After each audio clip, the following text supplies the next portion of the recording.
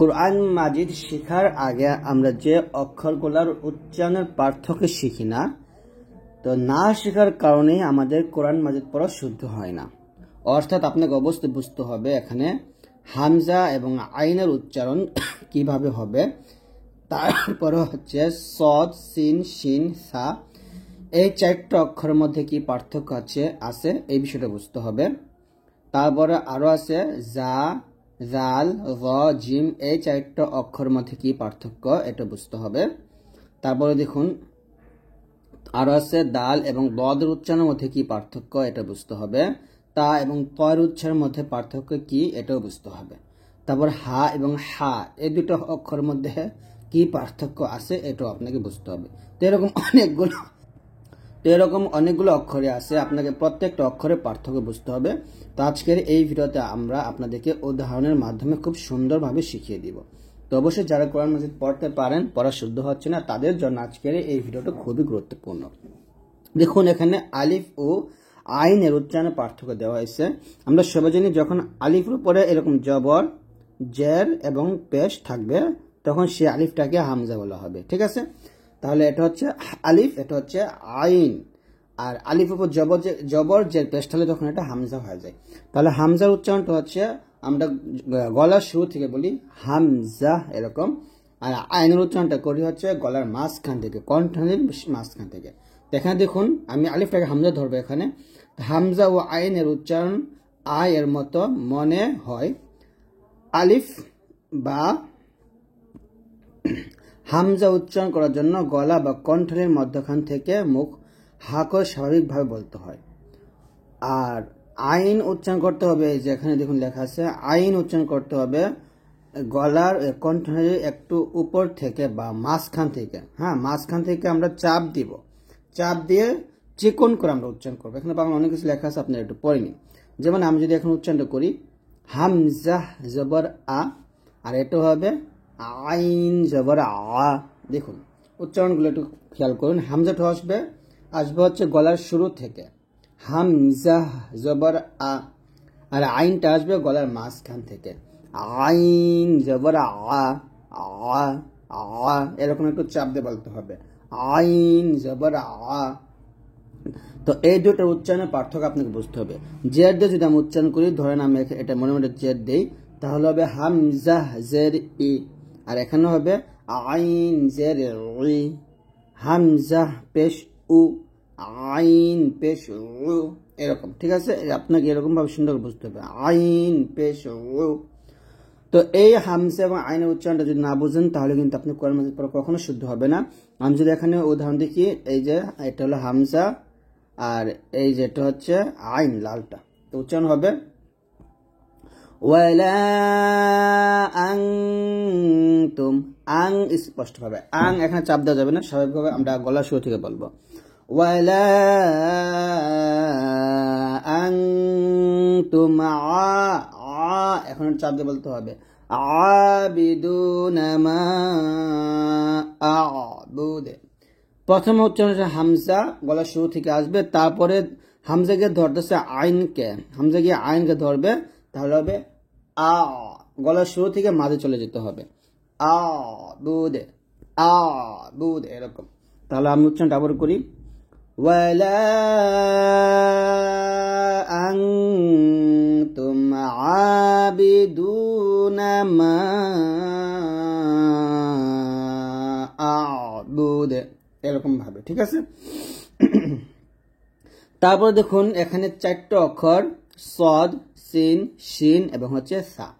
এই চারটা অক্ষরের উচ্চারণ যদি না বোঝেন কোরআন মাজিদ পড়া জীবনও শুদ্ধ হবে না। এখানে আমি আগে প্রথম যাই সিনের মধ্যে। সিনের উচ্চারণটা আমরা জিহ্বার আগার সামনে নিচে যাতে মাঝে লাগাবো, সিন, এরকম। সিনের সাথে আমরা নিয়ে আসি সাটা, সা। আর এই সা যখন আমরা উচ্চারণ করবো জিহ্বাটা উপরে দাঁতের আগে লাগবে, সা। তাহলে সিন উচ্চারণ করতে হবে জিহ্বাটা নিচে দাঁতের মাঝে লাগিয়ে, আর সা উচ্চারণ করতে হবে জিহ্বাটা উপরে দাঁতের আগে লাগিয়ে, সা। তার মধ্যে আবার সিন এবং সদ উচ্চারণ করতে হবে হচ্ছে সিন এবং সদ দুটো একইভাবে জিহ্বাটা আমরা নিচের দাঁতে লাগাবো, তবে এখানে সিন হবে পাতলা, সিন পাতলা, আর সৎ হবে মোটা, এটা আপনাকে মনে রাখতে হবে, সৎ মোটা হবে, ঠিক আছে। আর শিনটা হচ্ছে দাঁতের কোনো সম্পর্ক নাই, শিন হলো জিহ্বার মধ্যখান, তার বরাবর উপরে তালুর সঙ্গে লাগবে। তো আমি যদি এখন উদাহরণ যাই, দেখুন এখানে প্রত্যেকটা বিষয় লেখা আছে যে সৎ, সিন, শিন, সা এর উচ্চারণ বাংলা শয়ের মতো মনে হয়, ফলে অক্ষরগুলো উচ্চারণের সময় বিশেষ সতর্কতা অবলম্বন না করলে আয়াতের অর্থ পরিবর্তন হয়ে যাবে। এই যে সার উচ্চারণের মাখাসটি এখানে দেওয়া আছে কিভাবে করতে হবে। সা উচ্চারণ করার জন্য পাশের চিত্রের মতো জিহ্বা একটু বের করে উপরের আর নিচের দাঁত দিয়ে হালকা ভাবে চেপে ধরে বলতে হবে সা। এই যে জিহ্বার আগাটা উপরে দুইটা দাঁত আছে না, এই উপরে দুই দাঁতের আগা লাগবে, নিচে দাঁতের সঙ্গে লাগবে না। হ্যাঁ, সা মাঝখানে ফাঁকা থাকবে, ঠিক আছে। এই জিহ্বার, এটা হলো জিহ্বার আগা, জিহ্বার আগাটার উপরে এই দুই দাঁতের আগার সাথে লাগিয়ে আমরা সাটা উচ্চারণ করব। অন্যদিকে আমরা এই যে সা এর উচ্চারণ সা, অন্যদিকে আমরা সিন উচ্চারণ করব হচ্ছে নিচের দাঁত আছে না, এই যে নিচের দাঁত জিহ্বাটা এই নিচে দুই দাঁত, এই নিচে দুই দাঁতের মাঝে লাগিয়ে আমরা সিন এবং সদ উচ্চারণ করব, ঠিক আছে। তো আমরা যদি এখান থেকে যাই, যে আমরা এখন হরকত দিয়ে উচ্চারণটা দেখি, যে সা জবর সা, সা পাতলা হবে, আর এটা হবে সদ জবর স, স সদ মোটা হবে, জিহ্বাটা নিচের দাঁতে মাঝখানে লাগবে, সদ জবর স। আর এটা হবে সিন জবর সা, সা। এটা হচ্ছে সা জবর সা, জিহ্বাটা উপর দাঁতের আগে লাগছে, সা জবর সা। আর এটা হচ্ছে সিন জবর সা, জিহ্বাটা নিচে দাঁতে মাঝে লাগছে, সিন জবর সা। আর শিন হবে জিহ্বার মধ্যখান, তার বরাবর উপর তালুর সঙ্গে লাগবে, শিন জবর সা, সা। এটা হচ্ছে সা, এটা স, এটা হচ্ছে সা, এটা সা। জেদে বললে সাজের সি, সদেজের সই, সই, এটা সদের গ্রাম নিয়ে আসে, সদেজের সই। এটা সিনজের সি, এটা সিনজের সি। পেশ দিয়ে যদি বলি সা পেশ ফু, সা পেশ সু, আর এটা হবে সদ পেশ সু, আর সিনটা পাতলা করে হবে সিন পেশ সু, আর সিনটা হবে শিন পেশ সু। বুঝতে পারছেন তাহলে? তো এরকম সাটা আমরা জিহ্বাটা উপরে দাঁতের আগে লাগাবো, সদ এবং সিন দুইটা জিহ্বাটা নিচে দাঁতে মাঝে লাগবে জিহ্বার আগা, তবে সদ মোটা সিন পাতলা, আর সিন জিহ্বার মধ্যখান, তার বরাবর উপরে তালুর সঙ্গে লাগিয়ে আমরা উচ্চারণ করবো। তো এখন যে আমরা একটা উদাহরণ দেখি, যেমন ওয়ামা খালাকায যাকারা ওয়াল উনসা, সা, সা বলা যাবে না, সিনের মতো করা যাবে না, সা এরকম। ওয়ামা খালাকায যাকারা ওয়াল উনসা ইন্না সা'য়াকুম লাশাত্তা, সা'য়াকুম লাশাত্তা। তারপরে ফাআম্মা মান আ'তা ওয়াত্তাকা ওয়াসাদ্দাক, দেখুন সাদ না সদ মোটা, ওয়াসাদ্দাক বিল হুসনা, হুসনা। তো প্রত্যেকটা মাখাজ ঠিকভাবে আদায় করলে কিন্তু আপনার উচ্চারণ সুন্দর হবে। তারপর গুরুত্বপূর্ণ চারটি অক্ষর হচ্ছে জাল, জা, জ এবং হচ্ছে জিম। দেখুন এই জাল উচ্চারণ এবং হচ্ছে জ উচ্চারণ দুটো একইভাবে হবে, জিহ্বাটা উপরে দাঁতের আগে লাগবে। হ্যাঁ, জিহ্বা উপরে দাঁতের আগে লাগবে, তবে এখানে জালটা হবে পাতলা, জটা হবে মোটা, আর জাটা হবে জিহ্বাটা নিচে দাঁতে মাঝে লাগবে, যা জিহ্বা নিচে দাঁতে লাগবে। আর জিম হচ্ছে জিহ্বার সাথে কোনো দাঁত লাগবে না, জিম হলে জিহ্বার মধ্যখান, তার বরাবর উপরে তালুর সঙ্গে লাগবে। তো এইভাবে মাখরাজগুলো যদি না মনে রাখতে পারেন, তাহলে আপনার কোরআন মাজিদ পড়া কিন্তু শুদ্ধ হবে না। তো এই প্রত্যেকটা মাখরাজ আপনাকে আগে মনে রাখতে হবে, ঠিক আছে। তো এখানে অনেক কিছু লেখছে, আপনারা একটু পড়ে নেন। তো আমরা এখানে দেখি যে জাল, জাল পাশের চিত্রের মধ্যে জিহ্বার অগ্রভাগ একটু বের করে উপরের আর নিচে দাঁতের দিয়ে হালকাভাবে চাপ দিয়ে ধরে রেখে নরমভাবে উচ্চারণ করবো। অর্থাৎ জিহ্বার এই আগাটা আমরা এই উপর দুই দাঁতের আগার সাথে লাগাবো, ওই সার মতোই হবে, ঠিক আছে। আর এই জাটা হবে ওই যে জা, সিন এবং সদের মতো, জিহ্বাটা নিচে দাঁতের মাঝে লাগবে, জা এরকম। আর জটা দেখুন, জলে জিহ্বার উপরে এই দুই দাঁতের আগে লাগতেছে, কিন্তু এই জালের মতোই, তবে জটা মোটো হবে। দেখুন জিহ্বার অগ্রভাগ সামনের বড় দুই দাঁতের গোড়া ও তালুর বরাবর লাগিয়ে উচ্চারণ করতে হবে। এখানে গোড়া লাগছে, এখানে এটা ভুল লাগছে, হবে আগা, এটা ভুল লাগছে। জিহ্বার আগা দুই দাঁতের আগার সাথে লাগবে, ঠিক আছে। আর জিম হচ্ছে জিব্বার মধ্যখান, তার বরাবর উপর তালুর সঙ্গে লাগবে, আর একটু শক্ত হবে। তো আমি যদি হরকত দিয়ে উচ্চারণ করি, এটা হবে রাল জবর রা, পাতলা করে রাল জবর রা। আমি যদি কালা দিই তাহলে হবে রাল জবর রা। আর এটা হবে জা জবর জা জা। তো এটা জালটা যখন আমি বলছি জিব্বাটা উপরে যাতে আগে লাগিয়ে বলছি রা, আর যা যখন বলছি জিব্বাটা নিচে যাতে মাঝে লাগিয়ে বলছি যা জবর যা। আর জটাও কিন্তু আমি জালের মতোই বলবো, তবে জটা এখানে মোটা করবো, রা জবর রা রা এরকম। আর জিম যখন উচ্চারণ করবো আমি জিব্বার মধ্যখান তার বরাবর পতলার সঙ্গে লাগাবো, জিম জবর যা এরকম।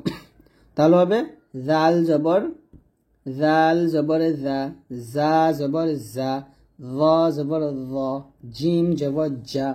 আর জেদ বললে হবে জাল জের জি, জা জের জি, র জের রি, জিম জের জি এরকম। পেশ দিয়ে জাল পেশ জু, জা পেশ জু, র পেশ রু, আর এটা হবে জিম পেশ জু। তো আমরা উদাহরণ যাই, দেখুন এখানে উদাহরণ আছে। হুয়াল্লাযী, জি পাতলা হবে কিন্তু, হুয়াল্লাযী ইউনাজ্জিলু, ইউনাজ্জি জি জিব্বা নিচে লাগবে, হুয়াল্লাযী ইউনাজ্জিলু আলা আবদিহি আয়াতিন বাইয়িনাত লিইখরিজাকুম মিনাল যুলুমাতি ইলান নূর। মিনাল যু পেশ যু মোটা হবে, মিনাল যুলুমাতি লিইখরিজা যা এরকম আর কি। আপনার প্রত্যেকটা অক্ষর উচ্চারণ সঠিকভাবে করতে হবে। তারপর দুটি অক্ষর হচ্ছে দাল এবং দদ, খুবই গুরুত্বপূর্ণ দুটি অক্ষর। এখানে দাল এবং দদ দুটার মধ্যে পার্থক্য অনেক, যে দালটা হচ্ছে পাতলা হবে এবং দদ হচ্ছে মোটা হবে। এক দুই হচ্ছে দালের মাখাস হবে জিব্বার আগা সামনের উপরে দুই দাঁতের গোড়ার সঙ্গে লাগবে, আর দদ হবে জিব্বার গোড়ার কিনারা উপরে মারি দাঁতের গোড়ার সঙ্গে লাগবে। তো এখানে ডালটা হবে পাতলা করে দাল জবর দা, দাল জের দি, দাল পেশ দু। আর দদ যখন উচ্চারণ করবেন আপনার জিব্বাটা দাল যেখান থেকে উচ্চারিত হচ্ছে সেখান থেকে দদ উচ্চারণ করা যাবে না। দদ হবে আমাদের যে সিঙ্গেল দাঁতগুলো আছে সামনে, ওই সিঙ্গেল দাঁতের সাথে জিব্বা কোনোভাবে টাচ করা যাবে না, আমাদের ডাবল দাঁতের সাথে টাচ করে দদ উচ্চারণ করতে হবে, উপরে মারির দাঁতের সাথে। জিব্বার গোড়াটা উপরে মারির দাঁতের সাথে লাগাতে হবে। দদ জবর ল, দদ জের বই, দদ পেশ লো এরকম। তাহলে এটা হবে দা দি দু, আর এটা হবে দ দি দু। এরকম ভাবে আমরা উচ্চারণ করব। তো আমরা যদি এখানে উদাহরণ দেখি, وغدوا على حرد قادرين, দাল সহজ, তারপরে দল হবে فلما رأوها قالوا إنا لضالون। এরকম ভাবে আমরা দল উচ্চারণ করব, ঠিক আছে। তারপর দুটি অক্ষর তা এবং ত, দুটো মাখরাজ একই এখানে, তবে তাটা পাতলা, তটা হবে মোটা। তাটা হবে তা জবর তা, আর ত হবে মোটা করে প জবর প। তা জের তি, প জের তৈ মোটা করে ত জের তৈ।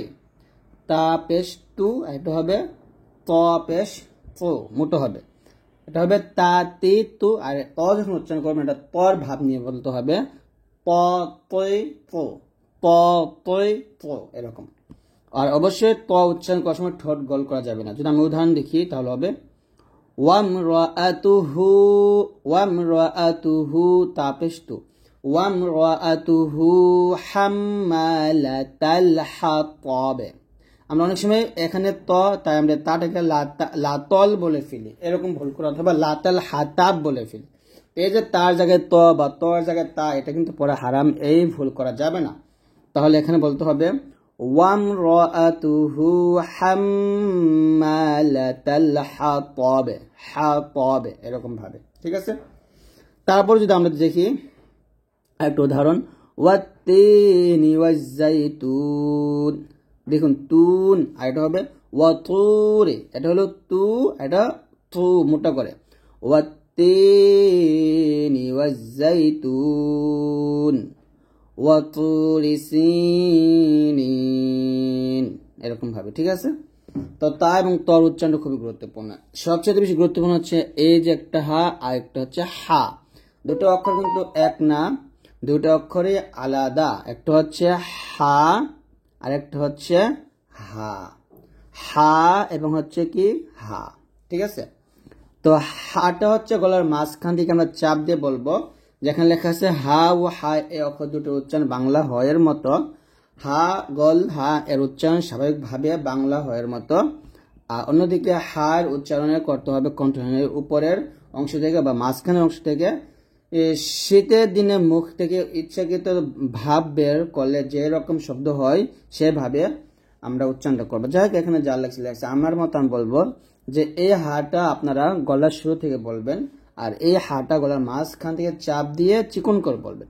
তো এটা হবে হা জবর হা, আর এটাকে বলতে হবে হা জবর হা, হা জের হি, হা জের হি, হা পেশ হু, হা পেশ হু, এরকম ভাবে।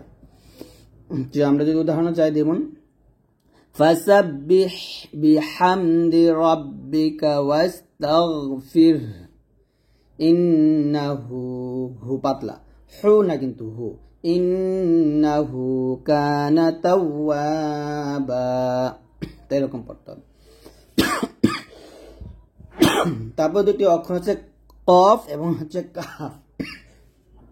এখানে দেখুন কাফটা হচ্ছে পাতলা আর কফটা হচ্ছে মোটা। কফটা এরকম বলতে হবে কফ জবর ক, আর কাফটা হালকা করে কাফ জবর কা, কফ জের কি, কাফ জের কি, কফ পেশ কু, কাফ পেশ কু, পাতলা করে। ঠিক আছে, তো কফ উচ্চারণ করার সময় একটা শব্দ আসবে, লাকাদ, কফ, লাকাদ খলাকনাল ইনসানা ফি কাবাদ, কাবাদ, এরকম। ঠিক আছে, কাফ পাতলা আর কফটা মোটা করে বলতে হবে। তো এই হচ্ছে আমাদের আজকের ভিডিওটি। যেখানে দেখুন প্রশ্নগুলোর উত্তর খুঁজে বের করুন। সদ সিন এর উচ্চারণ পার্থক্য করবেন কিভাবে, জাল এবং জ এর উচ্চারণ পার্থক্য কিভাবে করবেন, হামজা ও আইন, তা এবং ত। তো যাই হোক, এখানে দিছে, আপনারা এগুলো একটু বুঝে নিন। আজকে এই পর্যন্ত। যদি ভিডিওটি ভালো লাগে অবশ্যই লাইক দিয়ে দিন, আর অবশ্যই আমাদের ভিডিওগুলো সবার কাছে শেয়ার করবেন। আর আপনারা যদি এই ক্লাসটা একবারে না বোঝেন, আমি বলবো আপনারা বারবার যত সময় আসছে আপনারা দেখেন, এই ক্লাসটা খুবই গুরুত্বপূর্ণ। আপনার বারবার দেখেন, ইনশাল্লাহ আপনার এই অক্ষরগুলা যেগুলো আজকে আমি আলোচনা করছি, এই অক্ষরগুলো যদি আপনার উচ্চারণ সঠিক হয়ে যায়, ইনশাআল্লাহ আপনার কোরআন মাজিদ পড়া সুন্দর হবে, শুদ্ধ হবে। এটাই হচ্ছে আপনার কোরআন মাজিদ পড়া শুদ্ধ করার মূল ফর্মুলা। যদি আপনি এইগুলো পারেন, তাহলে আপনার মনে করেন যে আপনার 90%, আমি বলবো যে 90% আপনার কোরআন মাজিদ পড়া শুদ্ধ হয়ে গেছে। আর বাকি যে 10% বা 10% আছে, বাকি 10% ওইগুলো শুধু হলো আপনার নিয়ম কানুন, বাকি 10% হচ্ছে আপনার নিয়ম কানুনগুলো। ঠিক আছে, তো যাক, আজকে এই পর্যন্ত সবাই ভালো থাকবেন। আল্লাহ হাফেজ।